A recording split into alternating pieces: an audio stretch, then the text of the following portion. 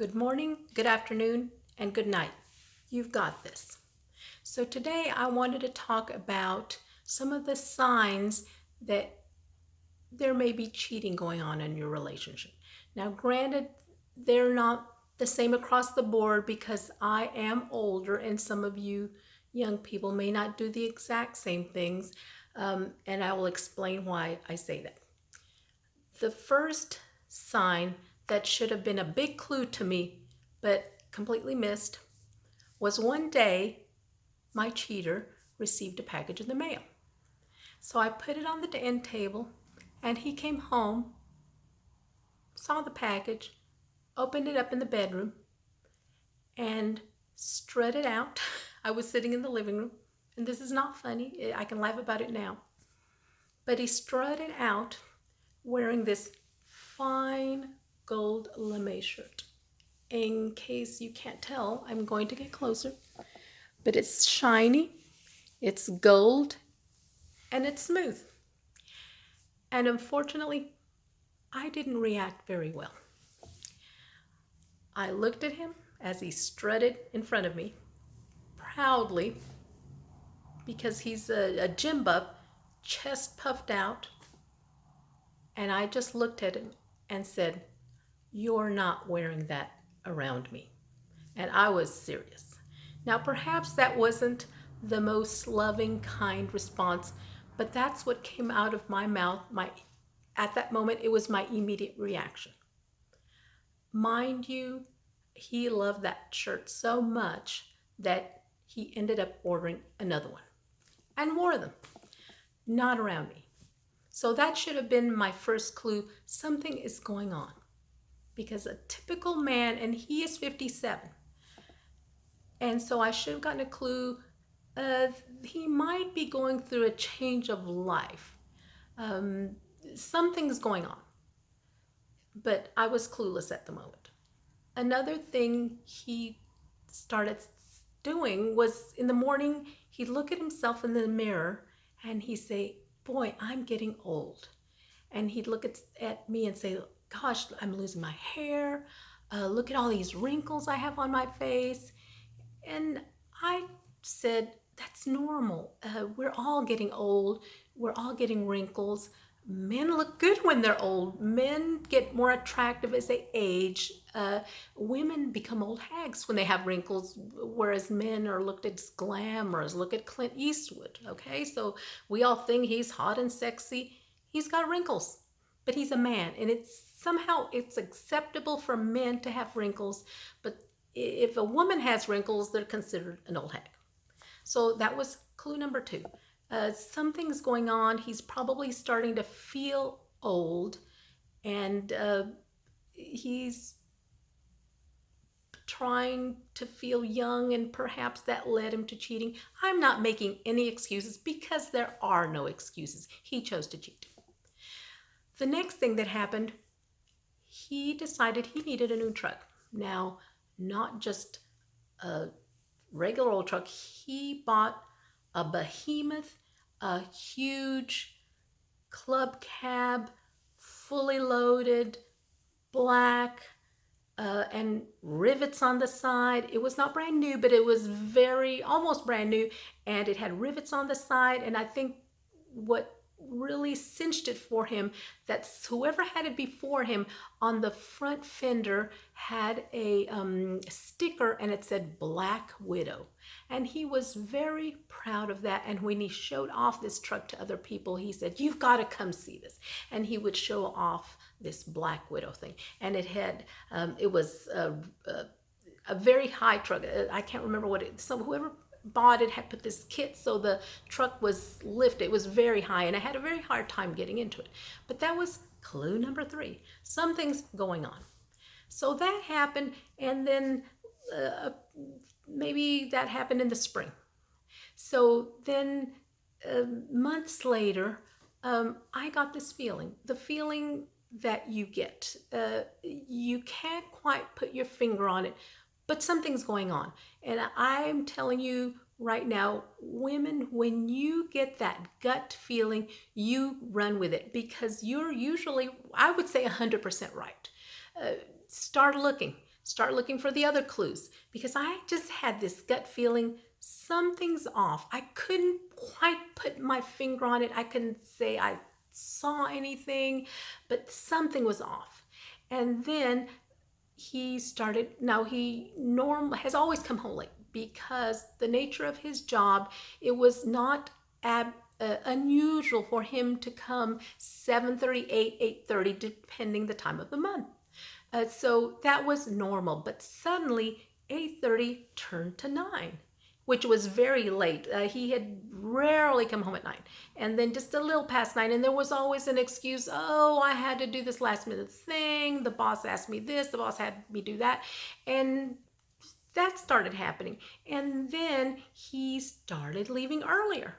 Now, he is a gym buff, so he tanned, which I guess that's a gym thing. I personally think it's silly, but that was his thing. But he would tan, suddenly he wanted to tan in the mornings. And I thought, well, that's kind of strange. But, he said, well, I have time in the morning, a few minutes right before I go to work. And I, being naive, bought the story. But I still had that little gut feeling, but couldn't, there was nothing. Okay, so he's working a little later. Okay, so he wants to tan in the morning. Okay, we try to be accommodating, I think. Maybe that should have been my first clue. You need to take a closer look. So now I'm telling you what were the signs for me, and some of these signs may not be exactly for you, but they'll be different in your situation, but it'll give you an idea of what to look for, because there are those subtle little changes that may be just subtle, but they're enough for you to realize something's going on. Now, we always had our phones open, meaning he knew the code to my phone. I knew the code to his phone. Because I believe that there should be no secrets. I'm not hiding anything in my phone. You are welcome to pick up my phone anytime you want and look through it. There's nothing to find. And likewise, he gave me the same courtesy. So like I'm going to say a week before it happened, the day I saw the text from a married woman on his phone, he started keeping his phone right attached to him. Usually he would just lay it down on wherever he was sitting. He laid it down on the table next to him. He would walk away, come back. Sometimes he'd say, where's my phone? I can't find my phone. But suddenly it was always right next to him, because I had a clip on it, and he would attach to his pants. It was constantly. And I noticed that, and I said, why is your phone suddenly next to you? You've always left it on the nightstand or the table or wherever you happen to be. Sometimes you walk away with it, but suddenly it's always with you. And he just said, oh no, you're imagining things. You're not imagining things. You're not. Don't let them, they're liars and cheaters. Don't let them talk you out of or make it sound like you're the crazy one. So that was unusual. I thought, something's going on, and my gut feeling is still kicking in, but perhaps out of foolishness that we try to protect ourselves, we don't want to face the reality. So that's the other thing. Suddenly your phone's unavailable, and he always wanted me to go everywhere with him. He wanted to go wash his truck. Let's go wash my truck. I'm going down to the store to buy cigarettes. Come with me. But suddenly he didn't want me to go. Suddenly he said, I'm going to go wash my truck. And then I started noticing that, or I'm going to the gym, or whatever, and he didn't want me to go. And because I had that gut feeling, I started to say, oh, you're going to go wash your truck? I'll come with you. And he looked at me like odd, like, why do you want to go with me? I said, well, why not? But suddenly it was like he came up with some foolish excuse. Well, you haven't been going with me so long. I've kind of gotten used to it, and I need my alone time. Bing, bing, bing. That is a huge red flag. Alone time? No, ma'am. That alone time, that time that they are coming home late, the time that they are suddenly on their phone at times that you they were never on before. The times that they want alone time to go do this or that or visit a friend, that's the time they are taking to cheat on you. The time they're taking to call that woman, the time they're taking to text that woman, and perhaps even meet up with that other lying, cheating scumbag. So don't fall for that. Don't fall for any of their excuses. I fell for it. But I was starting to feel, no, something's not right. And all of those things let up. Now, mind you, I was keeping a close eye on him because I was already feeling my gut feeling. All the signs were saying something's off here, something's not right. And I'm telling you again, go with your gut feeling.